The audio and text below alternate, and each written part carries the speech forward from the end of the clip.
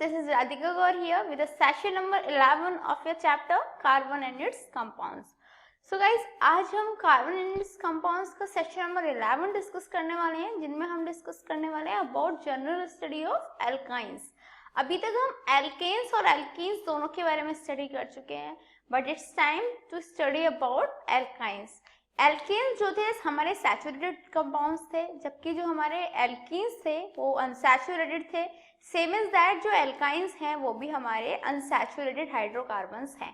But उनकी जो कुछ डीप में स्टडी करना अभी बाकी है, क्योंकि हमें नहीं पता उनके नोमेनक्लेचर कैसे करते हैं, जो एल्काइंस होता है उनका बेसिक फार्मूला क्या होता है, कैसे हम एल्काइंस का फॉर्मेशन कर सकते हैं. तो ये सब चीज़ें हम इस सेशन में डिस्कस करने वाले हैं. So let's start. The first thing is what is the general study of alkynes? Alkynes के general study में आता क्या क्या है? Alkynes are unsaturated hydrocarbons which involves at least one triple bond between two carbon atoms. As I told you that जो alkynes होते हैं वो कैसे होते हैं? Unsaturated hydrocarbons.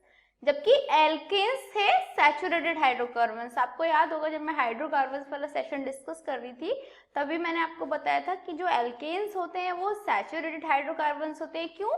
क्योंकि उनमें सिंगल बॉन्ड प्रेजेंट होता है. जो दो कार्बन एटम्स होते हैं उनके बीच में सिर्फ एक एक इलेक्ट्रॉन के कंट्रीब्यूशन के साथ इलेक्ट्रॉन बॉन्ड का फॉर्मेशन होता है, और जो कोवेलेंट बॉन्ड बनता है वो वहाँ पे सिंगल होता है. दिस इज द रीजन जो एल्केन्स थे वो हमारे सैचुरेटेड कंपाउंड्स थे. बट यहाँ पे क्या केस आता है, एल्कीन्स में और एल्काइंस में ये दोनों अनसैचुरेटेड हाइड्रोकार्बन्स होते हैं. क्यों? क्योंकि एल्कीन्स के बीच में क्या मिलता है, हमें डबल बॉन्ड मिलता है, और एल्काइंस के बीच में हमें क्या मिलेगा, एक ट्रिपल बॉन्ड जरूर मिलेगा. तो एल्काइंस क्या हो गए, वो हाइड्रोकार्बन जिनमें एटलीस्ट एक ट्रिपल बॉन्ड प्रेजेंट होता है कार्बन एटम्स के बीच में, उन्हें हम क्या बोलते हैं, एल्काइंस बोलते हैं. That is, alkynes are identified by the presence of triple bond in their molecules. Simple है, एल्काइंस को आइडेंटिफाई करना है तो क्या देखना पड़ेगा कि जो मॉलिक्यूल है उसमें ट्रिपल बॉन्ड प्रेजेंट है या नहीं है. यदि किसी मॉलिक्यूल में ट्रिपल बॉन्ड प्रेजेंट है तो कैन बी चांसेस वो एल्काइन ही होगा. दैट इज, कोई भी हाइड्रोकार्बन जिसमें ट्रिपल बॉन्ड प्रेजेंट है वो क्या होगा, एल्काइन होगा. तो क्लियर हुआ क्या, that alkynes are unsaturated hydrocarbons which involves at least one triple bond between two carbon atoms. That is, alkynes are identified by the presence of triple bond in their molecule. Clear? So the next thing is that examples क्या होंगे alkynes के. As I told you कि alkynes की जो example है, उनकी जो identification है उसको हम easily कर सकते हैं ये देख के कि जो कार्बन है और हाइड्रोजन है उसका कंपाउंड हो फर्स्ट, दैट इज एक हाइड्रोकार्बन हो, और हाइड्रोकार्बन में भी एक एसेंशियल थिंग होती है कि जो दो कार्बन एटम्स होते हैं उनके बीच में एक ट्रिपल बॉन्ड प्रेजेंट हो तो वो एल्काइन होता है. क्लियर? यहाँ पे आप देख सकते हो इथाइन का एग्जाम्पल दिया हुआ है, दैट इज C2H2. यहाँ पे क्या है, कार्बन कार्बन, दो कार्बन के बीच में क्या गिवन है, ट्रिपल बॉन्ड गिवन है. क्लियर? तो ये ट्रिपल बॉन्ड गिवन है, दैट इज दोनों कार्बन ने अपने 3 इलेक्ट्रॉन्स का कंट्रीब्यूशन करके ट्रिपल बॉन्ड का फॉर्मेशन किया हुआ है. दैट इज, ये क्या हुआ, एक एल्काइन हुआ. क्लियर? तो इथाइन एक एल्काइन होता है. क्यों? क्योंकि उसमें जो दो कार्बन प्रेजेंट होते हैं उन दोनों के बीच में ट्रिपल बॉन्ड का फॉर्मेशन होता है. वहीं पे प्रोपाइन दैट इज C3H4, ये भी क्या हुआ, ये भी हमारा एल्काइन हुआ. उसका भी रीजन सिंपल सा है कि जो कार्बन एटम्स होते हैं दो कार्बन एटम्स के बीच में उसमें ट्रिपल बॉन्ड प्रेजेंट रहता है. दिस इज द रीजन, ये भी एक प्रोपाइन है. अच्छा, ये बात को लेके आपको कभी कंफ्यूज नहीं होना है कि जो हर कार्बन एटम होगी उसके बीच में ट्रिपल बॉन्ड ही प्रेजेंट होगा. जैसे आप सोच रहे होंगे कि प्रोपाइन में इस वाले कार्बन एटम, इन दोनों कार्बन एटम्स के बीच में तो ट्रिपल बॉन्ड प्रेजेंट है, बट इन दोनों कार्बन एटम के बीच में नहीं है. तो ऐसा क्यों नहीं है? एक्चुअली जरूरी नहीं है कि हर कार्बन एटम के बीच में ट्रिपल बॉन्ड हो, बट पूरे मॉलिक्यूल्स में एटलीस्ट एक ट्रिपल बॉन्ड होना चाहिए. दैट एटलीस्ट दो कार्बन एटम्स के बीच में एक ट्रिपल बॉन्ड होना चाहिए. एल्काइन के लिए ये चीज जो होती है वो एसेंशियल होती है. तो क्लियर हुआ, इथाइन और जो प्रोपाइन है वो दोनों किसके एग्जाम्पल हो गए, एल्काइंस के. So the next thing is that ethyne is an unsaturated hydrocarbon. Why? जो इथाइन होता है वो अनसैचुरेटेड हाइड्रोकार्बन होता है. आगे बढ़ने से पहले इम्पोर्टेंट थिंग इज दैट जो एल्काइंस हैं उनमें हम सबसे ज़्यादा स्टडी करते हैं इथाइन की. एज यू रिमेंबर, जब ये हम लास्ट सेशन डिस्कस कर रहे थे एल्केन्स के बारे में, एल्कीन्स के बारे में, तो वहाँ पे इथीन की हमने ज़्यादा डिस्कशन किया था। सेम यहाँ पे जो एल्काइन है वहाँ पे हम इथाइन का सबसे ज़्यादा डिस्कशन करते हैं। तो इथाइन जो है सबसे ज़्यादा यूजेबल और सबसे फर्स्ट फॉरमोस्ट कंपाउंड माना जाता है। दिस इज द रीज़न जो इथाइन है उसकी स्टडी ही हम करते हैं, उसी की प्रॉपर्टीज के बारे में भी हम अपनी 10th क्लास में स्टडी करते हैं। सो द थिंग इज जो इथाइन है वो अनसैचुरेटेड हाइड्रोकार्बन्स क्यों होता है? Because in this molecule the 2 carbon atoms are bonded by a triple bond.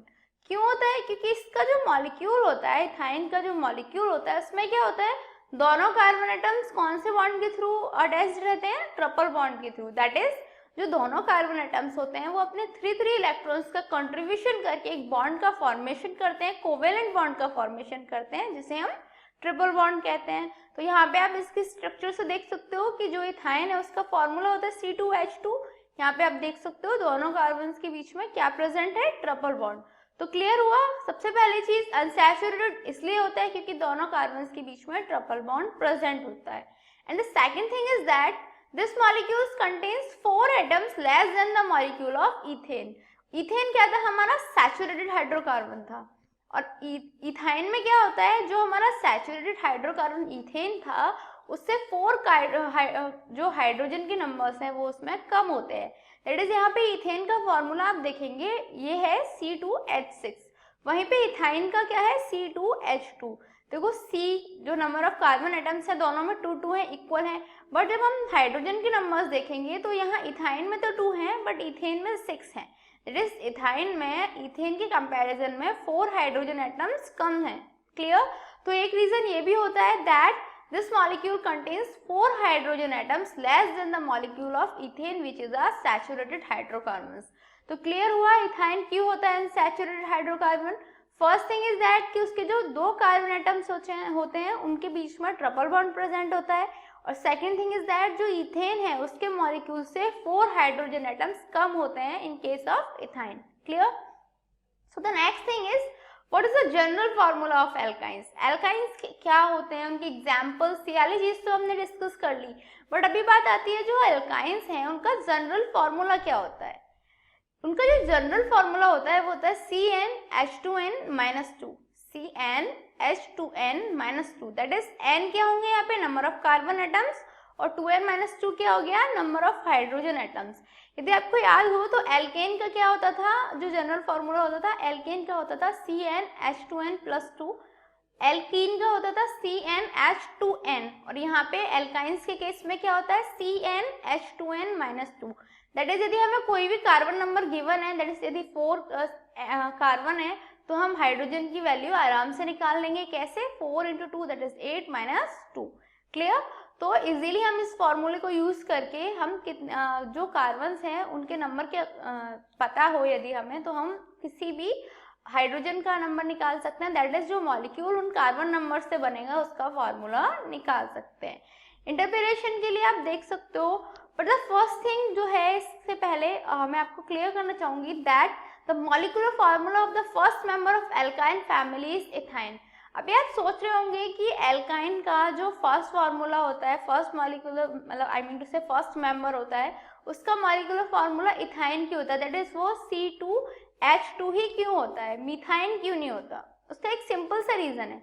मिथाइन के केस में हमें कार्बन के नंबर कितने रखने पड़ेंगे? 1। देखो जनरल फॉर्मूला होता है हमारा CnH2n-2। क्लियर?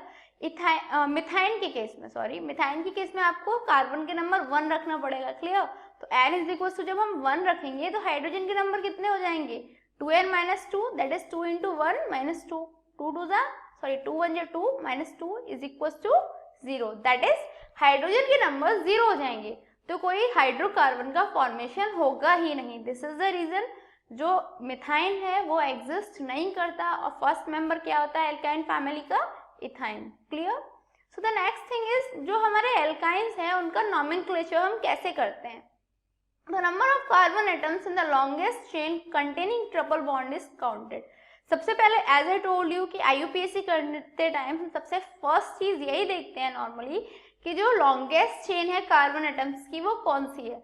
तो सबसे पहले हम क्या करेंगे, जो कार्बन एटम्स हैं उनकी लॉन्गेस्ट चेन को काउंट कर लेंगे। बट ये याद रखेंगे कि जो लॉन्गेस्ट चेन है उसमें एक ट्रिपल बॉन्ड होना कंपलसरी है। Okay, now the prefix is decided. अब क्या होता है, प्रीफिक्स डिसाइड करते हैं।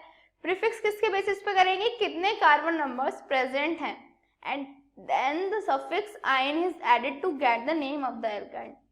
उसके बाद क्या होता है, जब हमने प्रीफिक्स डिसाइड कर लिया, दैट इज कितने कार्बन नंबर हमारे प्रेजेंट हैं, उसके बेसिस पे हमने जब प्रीफिक्स डिसाइड कर लिया, तो उसके बाद में हम suffix y and e that is आइन सफिक्स को हम ऐड कर देते हैं एल्काइन का नेम गेट करने के लिए। जैसे आप एग्जांपल्स में यहाँ पे देख सकते हो, C2H2 दैट इज कार्बन के 2 एटम्स हैं, हमारे कार्बन 2 प्रेजेंट है, तो क्या होगा, 2 कार्बन जब होते हैं तो क्या वर्ड यूज करते हैं, ईथ, ठीक है। और एल्काइन के लिए वाइन तो इथाइन। सेम जब कार्बन 3 है तो प्रोपाइन, जब कार्बन 4 है तो हम यूज करेंगे ब्यूटाइन, और जब कार्बन 5 है तो पेंटाइन। सेम जब कार्बन की नंबर बढ़ती चली जाएगी, दैट इज कार्बन 6 हो जाएंगी तो हेक्साइन, देन 7 हो जाएंगी तो हेप्टाइन, ऐसे हम उसको नॉमेनक्लेचर को करते चले जाते हैं। यहाँ पे आप देख सकते हो चेन के अकॉर्डिंगली यदि हम करें तो CH3C ट्रिपल बॉन्ड CH, यहाँ पे कार्बन नंबर कितने हैं, आई मीन टू से यहाँ पे कार्बन एटम 3 है, इट्स 3 नॉट 4। तो जब कार्बन नंबर्स 3 होंगे तो इसका नाम क्या हो जाएगा, प्रोपाइन। इस केस में आप देखोगे नंबर ऑफ कार्बन एटम्स कितने हैं, 6, तो इसका नेम क्या हो जाएगा, हेक्साइन। तो क्लियर है, किसी का भी नेम देखना है सबसे पहले प्रीफिक्स देखो, दैट इज कितने नंबर ऑफ कार्बन प्रेजेंट है, उसके बाद में उसमें आइन जो हमारा एल्काइन का सफिक्स होता है वो हम यूज कर लेते हैं। So the next thing is, in a molecule of alkyne there are 10 hydrogen atoms. Suppose करो आपको हमने एक एल्काइन का मॉलिक्यूल दिया जिसमें 10 नंबर ऑफ हाइड्रोजन एटम्स है, हाइड्रोजन जिसमें 10 है।